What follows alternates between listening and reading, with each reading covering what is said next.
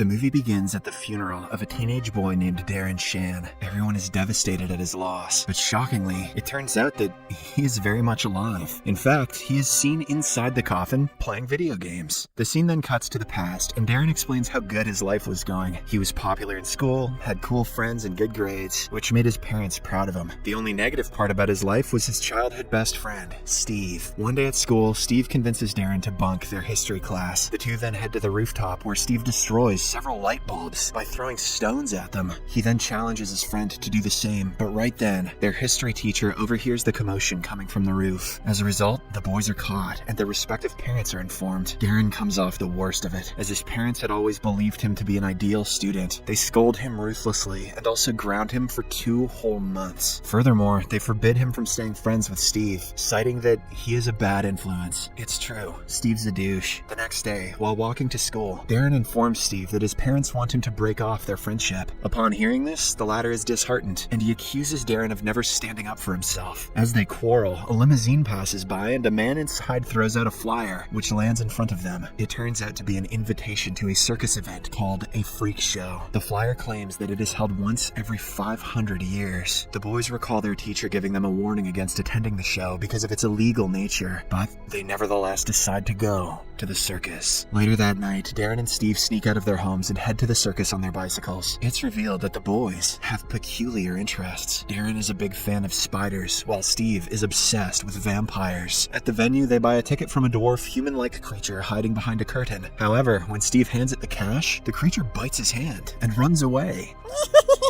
The boys shrug off the strange incident and walk inside the theater. It's revealed that the show has attracted people from diverse age groups, mostly adults and old people. Soon, the show commences, and the host, Mr. Tall, gets on stage. He thanks the audience for coming before presenting several strange freaks before them. At first, a wolf man appears, and his presence scares everyone. Mr. Tall directs him towards a woman in the audience, and to everyone's horror, the wolf man tears off her hands. But before anyone can react, the woman's hand regenerates, and she walks towards the stage as if nothing has happened. Mr. Tall then introduces her as Cormalimbs, another member of the freak show. Next up is Alexander Ribs, a man with no apparent ribs. Gertha Teeth is the third member, and she can surprisingly break anything with her strong teeth. Ramus Two Bellies, her partner, can eat anything due to his 2 bellies. He even swallows a tricycle whole and spits it out in one piece. Then, a beautiful freak named Madame Truska calls Darren on stage and asks him to be her assistant. However, when she touches his face, she senses something forbidden inside of him and backs away. As the performance continues, Madame Truska wows the audience by growing facial hair in an instant. But after her act, she unexpectedly calls for the show to be packed up. Despite her request, the next act, Larton Cresply, takes the stage with his spider partner, Okta. He impresses the crowd with a dance performance while playing an instrument. Steve recognizes Larton from a book about vampires and whispers to Darren that he is actually a vampire named Verhosten. Just then, the show is interrupted by police and townspeople, including the boys' history teacher. While the adults argue, Darren sneaks backstage and steals Okta, fascinated by its colorful appearance. But as he attempts to leave, he is forced to hide when someone enters the room. To his surprise, Larton appears with an old man, discussing the threat posed by a group of hybrid vampires known as the Vampanese. I hope you're all writing this down, because I have no idea what the hell's going on. Suddenly, Steve barges in and begs them to turn him into a vampire. He says that he hates his life because he has no one. It turns out that Steve's father went missing long ago, while his mother is a drunkard. After a lot of convincing, Larton finally gives in and decides to taste his blood. However, the moment he puts it into his mouth, he realizes that Steve is a bad person. So, he refuses to turn the boy into a vampire, prompting him to storm off in anger. After a while, Larton finally realizes that his spider has gone missing, but before he can check the door, Darren freaks out and runs away. He then reaches the road where he is picked up by the same car from earlier. Inside, 2 men, Merlot and Mr. Tiny, start interrogating him. However, it is soon revealed that they picked up the wrong boy. They were actually looking for his friend Steve. So, they drop Darren off at his house, but not before informing him that they will be in touch. The following day, Darren takes Okta to school in his bag, hoping to keep her safe. However, before the class even starts, Steve spots them. He starts playing with the spider and accidentally drops drops her on the floor, allowing her to escape. However, instead of trying to catch the spider, Steve chases her with an intent to kill, causing a lot of commotion in the halls of the school. Many students run away in fear, while some even get injured. Having had enough, Octa finally decides to act, so she bites Steve on his cheek before escaping through the window. As a result, the latter falls to the ground and gets knocked unconscious because of the venom. In the next scene, Darren rushes back to the circus and pleads with Larton to save his friend's life. Worried about the repercussions of a human finding out about their existence, Larton initially refuses to help. However, he eventually agrees to provide the antidote on one condition: that Darren becomes his assistant vampire. This means that he will have to leave his family, friends, and his entire social life. Darren will also have to give up going to school. In short,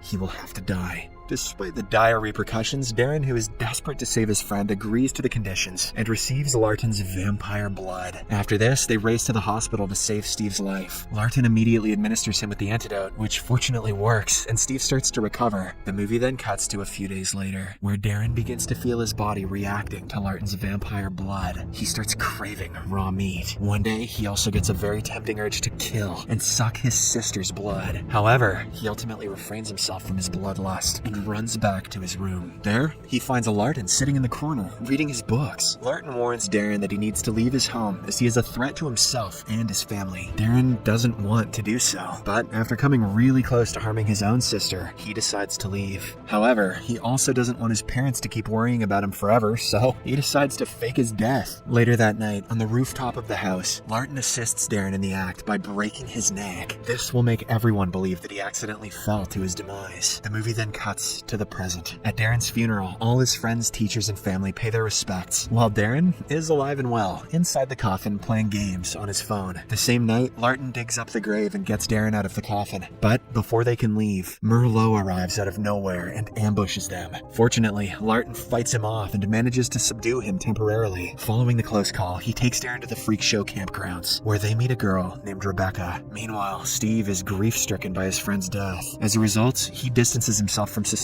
and becomes a maniac. When the pain becomes unbearable, one day he contemplates ending it all. But just as he is about to commit the unthinkable, Mr. Tiny arrives there and stops him. He mentions that he's aware of Steve's unfortunate life and his obsession with all things vampire. He then offers him a chance to become a vampanese. It turns out Tiny and Merlot are vampanese, and they are a different race of vampires who, unlike Larton and the others, murder humans to feed on their blood. It's also revealed that vampanese and the normal vampires are arch enemies, and they don't see eye to eye. As Steve hears everything in disbelief, Mr. Tiny discloses something even more shocking. He says that Darren is alive and happy in the other world, something which Steve had always dreamt of and aspired to. The revelation makes the latter angry, so without a second thought, he accepts the offer. Meanwhile, Darren slowly gets comfortable in the freak campground with the other freaks. He starts to train himself and helps others in their duties. One day, Darren goes through the pictures of his old life and decides to give Steve a call. But before he can do so, Larton arrives there, snatches the phone from Darren, and breaks it. That night, Mr. Tiny visits the freak camp to talk with Larton and Mr. Tall about Darren. It turns out the boy has special innate powers, so Mr. Tiny asks him to hand them over. Despite being enemies, a diplomatic Mr. Tall politely tells him that he will think about it. Afterwards, Larton instructs Darren not to leave the camp, as it is not safe for him anymore. He then begins to train Darren so that he can handle himself if he is ever in trouble. At first, the boy fails to lay a single hand on Larton, but as his training progresses, his skills and strength develop. On the other hand, Merlot turns Steve into a vampanese, which gives him unreal powers. The boy also becomes more evil, and his first victim turns out to be none other than his history teacher. You gave me an F. F is for fangs.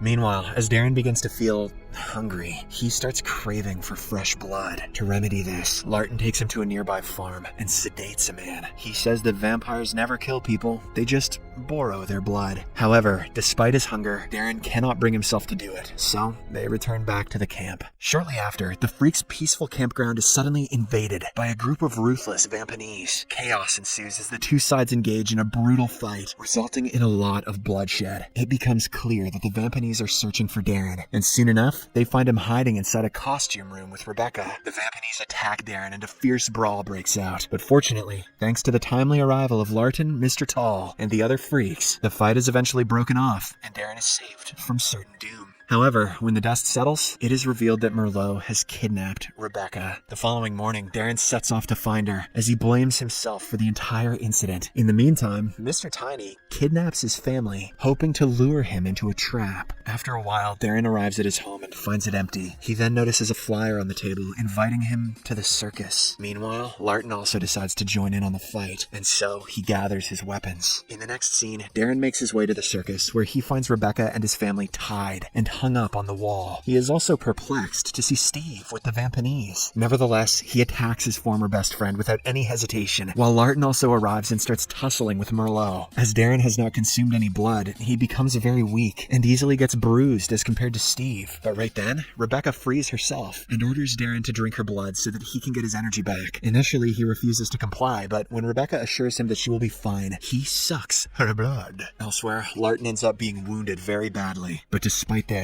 he uses the last of his strength and stabs Merlot right in his heart, killing him. Immediately afterwards, Darren starts to fight with Steve again, while Mr. Tiny watches from a distance. Having had enough, he decides to intervene and stop them. Mr. Tiny resuscitates Merlot using his special powers by turning him into a dwarf creature. He then asks the two boys to come with him. Amazed by his power, Steve immediately obliges, but Darren does not. In the aftermath of the showdown, Larton hypnotizes Darren's family so that their recent memory is wiped. This way, they won't remember the supernatural events that took place right in front of their eyes. The movie ends as Darren returns back to the camp, where all of the freaks welcome him warmly and make him feel home.